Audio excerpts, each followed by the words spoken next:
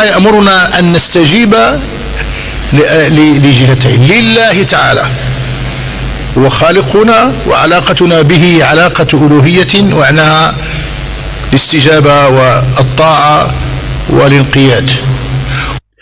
السلام عليكم ورحمة الله وبركاته. من جديد مع الدكتور الشيخ مصطفى بن حمزة. مصطفى بن حمزة كيرد على دوك اللي كينكروا السنة بواحد الطريقة اللي هي جميلة جدا واللي هي واضحة، وما غاديش يجي شي واحد يقول لك لا وعلاش ومناش وكيفاش وحتاش، لأن الطريقة واضحة جدا، إلا لذلك الذي يدعي الجهل. داك اللي كيدعي الجهل هو اللي غادي يبقى يمص علينا الحمض، اما الحقيقه باينه. نسمعوا ونشوفوا اشنو كيقول الشيخ مصطفى بن حمزه. وقبل ما ندوز الفيديو ما تنساش دير واحد المشترك في القناه وتبارك على الجرس باش يوصلك كل جديد، ويلا فينا. وأمرنا الله تعالى بأن نستجيب أيضا للرسول صلى الله عليه وسلم: استجيبوا لله وللرسول، فلا يكمل الإيمان إلا بهذه الاستجابة الثانية. لماذا؟ لأن الرسول هو أصلا وسيلتك إلى فهم إلى معرفة الله. لو قلت أنا لا أقبل إلا من الله، كما يقول بعض الناس أنا لا أقبل بالسنة، أقبل من القرآن، والقرآن منين جاك؟ نعم صحيح، منين جبته أنت؟ فقبولك للقرآن فيه معنى أن الرسول أداه، وأنه بلغه، وأنه أوصله. فلا سبيل أبدا إلى أن تقول إنني لا أطيع إلا الله، أما الرسول فلا شأن لي به. يقول لك إن دابا مثلا القرآن كان أمنوا بالقرآن، ولكن السنة ما كان أمنوش بها. علاش؟ كتسولهم علاش ما كتعملش بالسنة، كيقول لك السنة جات عبر التواتر وجات عن طريق العنعنة، عن كذا وعن فلان بني فلان بني فلان حتى وصلت سميتهم. ولكن السؤال المطروح هو القرآن كيفاش حتى وصلنا دابا حنايا؟ واش القرآن قريناه في كيبان لينا في اللوح المحفوظ راه مكتوب كنقراو، ولا كيفاش زعما؟ القرآن تا هو راه جا عبر التواتر، تا هو راه وصلنا عن فلان عن فلان، الرسول كيفاش كان كيقرا وها اللي كان كيدير عن كذا وكذا وكذا، راه يعني ما جاش ديك الطن صافي. هذا أمر كان ظهر في التاريخ قديما، وكان هناك فئة، لأن الإسلام تعرض لكثير من حملات التشويه، أرادوا أن يفسدوا معانيه، فكانت هناك حركة هي الحركة الباطنية، وكافحها العلماء جزاهم الله خيرا. كانت هناك حركات غنوصية، كانت حركات عبر التاريخ، وكان التنصير وكان ثم جاءت حركة أخرى قالت أنا أؤمن بالله ولكن الرسول لا شأن لي به، فما قاله الرسول لا والدليل على هذا أنك تأمر الإنسان وتقول قال الله تعالى، قل لا ما تقوليش قال الله، ما تقوليش قال رسول الله، قل لي قال الله. يعني هذوك اللي كيسموا ريوسهم مثلا بالقرآنيون أو القرآنيين، يعني كيأمنوا غير بالقرآن، كيقول لك ما أتى به القرآن نؤمن به وما لم يأتي به نكفر به. يعني ما كيأمنش بالسنة أو ما كيطبقش الأوامر اللي قالها الرسول صلى الله عليه وسلم في السنة. لأن مع العلم إلا جينا نشوفوه جينا نفسروه جينا نناقشوا الموضوع يعني بواحد الطريقة اللي هي عقلانية وسلسة، إلا جينا نشوف القرآن نلقاو راه بزاف ديال الأمور كاينين في القرآن ما غاديش نقدروا نعرفوهم إلا عن طريق السنة فقط. هذا تمييز بين الله ورسوله، ليس لك الحق لأنك لا تفهم من هذا الدين لا قليلا ولا كثيرا. هذا ماشي بارئ زعما الافهام، نقول لا انا نقول لكم ولكن شوفوا الايات لا الاحاديث لا نامن غير بالقران، وسموا انفسهم قرانيين وما هم بالقرانيين ابدا. او المنطقيين لا يمكن ان يصلوا الى القران مباشره، هذه واحده.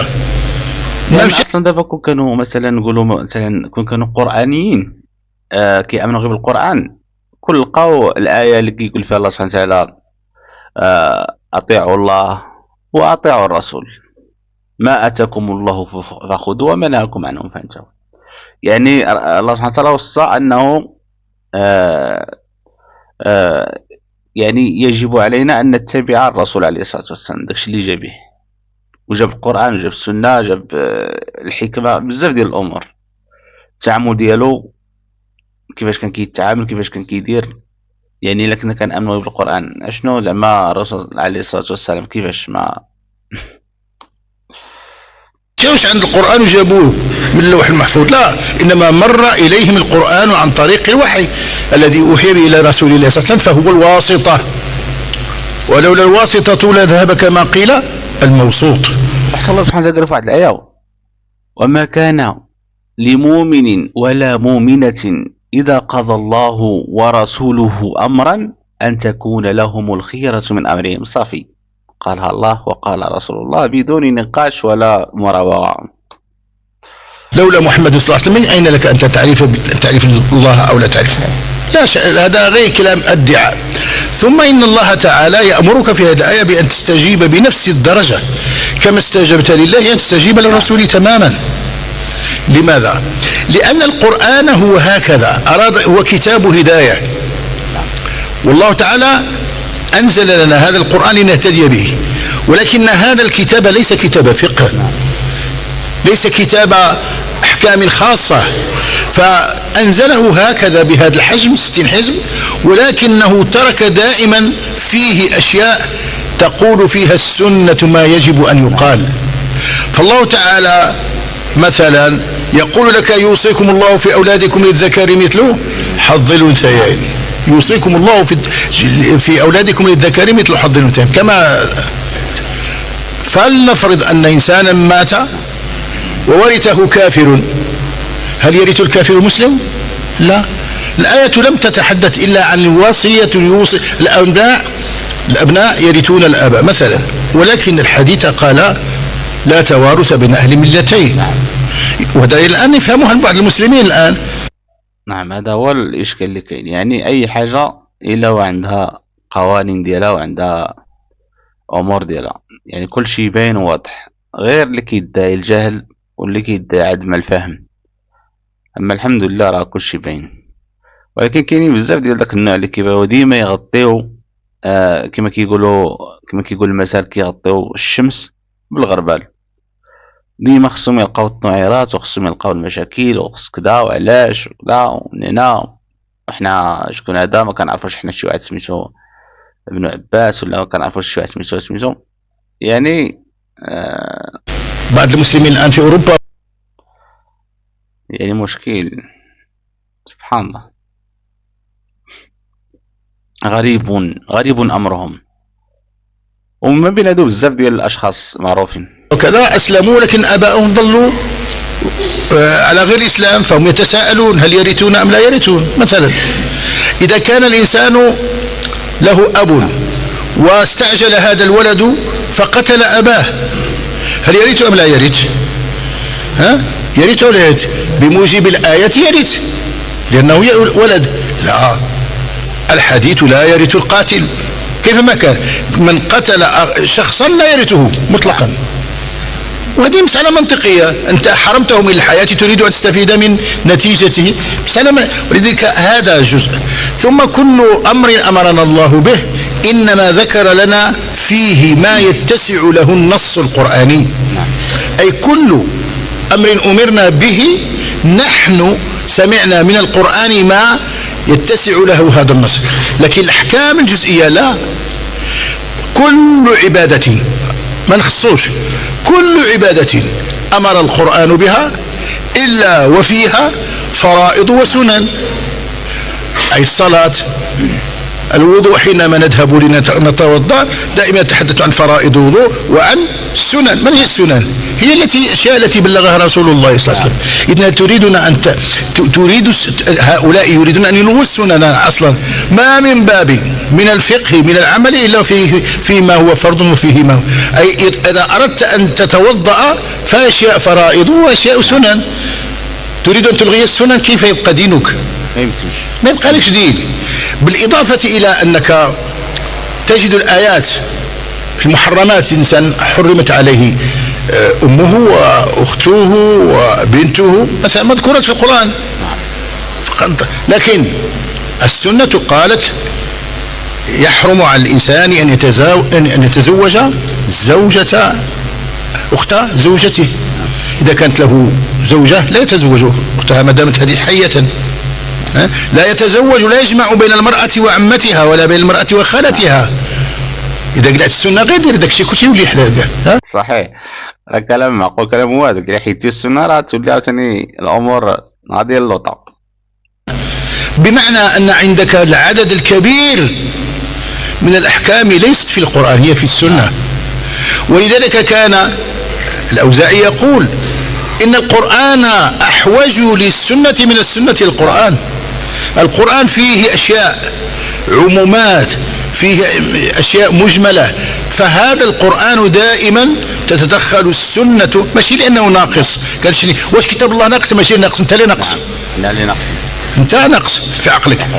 ماشي هكا السؤال. يقول لأن الله كان من حكمته ألا يثقل على القرآن بالأحكام الجزئية. هذه كما يقع الآن النصوص تأتي في القوانين، ثم تأتي بعد ذلك مذكرات تفسيرية. نعم. هذا لا يضير في شيء. لأن ديما القرآن بحال قلت، القرآن كتكون حداه السنة، والسنة كيكون حداها القرآن.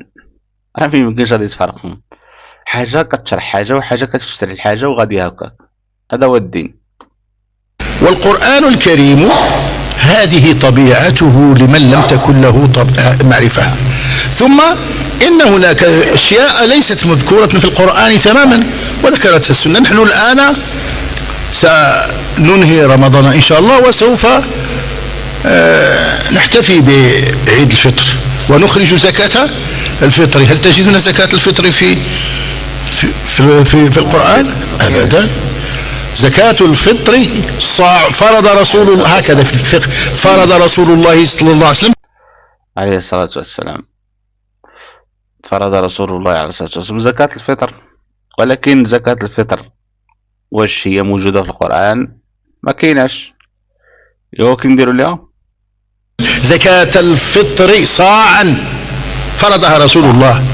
إن هي وكثير من هي الأحكام التي يتحدث فيها، لأن العلماء كانوا يقرؤون وكان هذا الأمر ميسور، ما كانش محل الشك. هؤلاء الذين يقولون هذا لأنهم يعرفون أن شبابنا لا يقرأ، وأنه يسمع كل شيء ويثق بكل شيء. أنت حينما تأخذ شبكة الإرث، هل كل الورثة مذكورون في القرآن؟ لا. الجد مذكور في القرآن؟ ما مذكور، ولكن مذكور في السنة. ولذلك حينما يقرؤون في كتب الفرائض يقول لك ووالد الوالد سنة وما علا فأجمعت عليه العلماء. نعم، كل شيء باين الحمد لله، كل شيء باين. إذن هؤلاء يخلطون الأشياء ويعومون ولا يتركون للناس فرصة أن يفهموا. المهم هادشي اللي كاين.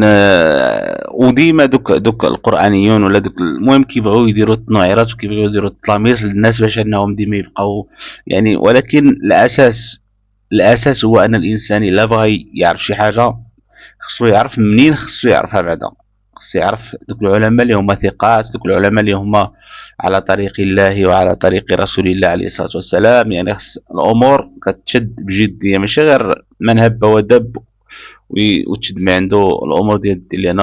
لان الدين غالي، ما يمكنش تاخذه من عند واحد كيضرب في السنه ويضرب في الصحابه ويضرب بزاف ويقول وتاخذ منه شي حاجه. هذا هو اللي كاين. الله يرحمنا ويرحم جميع اموات المسلمين.